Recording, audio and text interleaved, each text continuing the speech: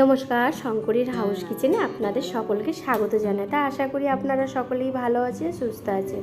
তা আজ একটি রেসিপি নিয়ে আপনাদের সকলের কাছে চলে এসেছি, চিড়ের পোলাও। তা পুরো ভিডিওটি দেখার জন্য আপনাদের সকলের কাছে অনুরোধ রইল।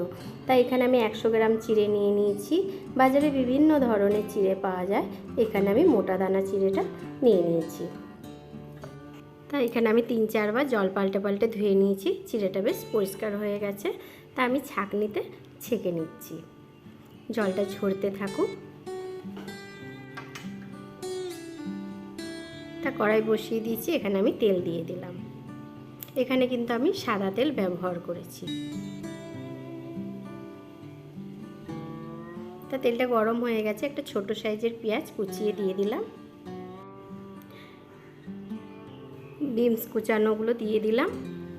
এখানে কিন্তু আমি অন্যান্য কোনো সবজি ব্যবহার করিনি, আপনারা চাইলে আপনাদের পছন্দ মতন সবজি ব্যবহার করতে পারেন। তা আমি এখানে 2-3 মিনিট নাড়াচাড়া করে নিলাম সবজিটা।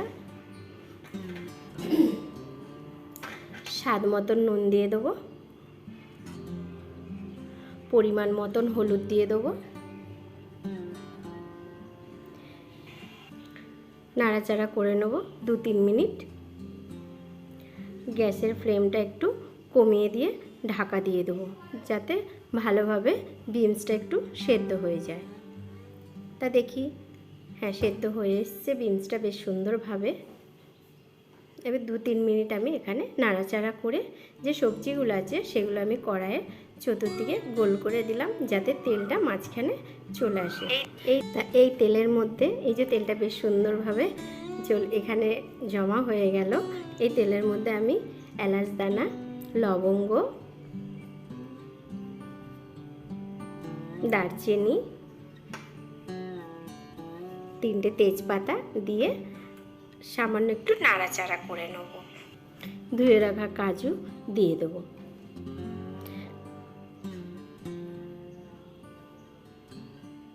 কিশমিশ দিয়ে দেবো।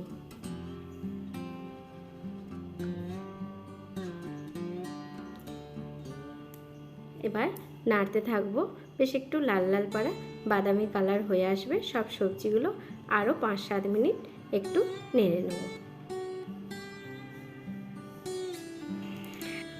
কুচিয়ে রাখা কাঁচা লঙ্কা দিয়ে দেবো, আরও 2-3 মিনিট নেড়ে নেব।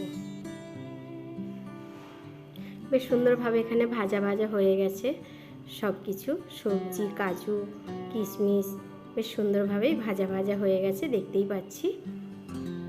এবার জল ছড়িয়ে রাখা যে চিড়েটা আছে এখানে আমি দিয়ে দেবো।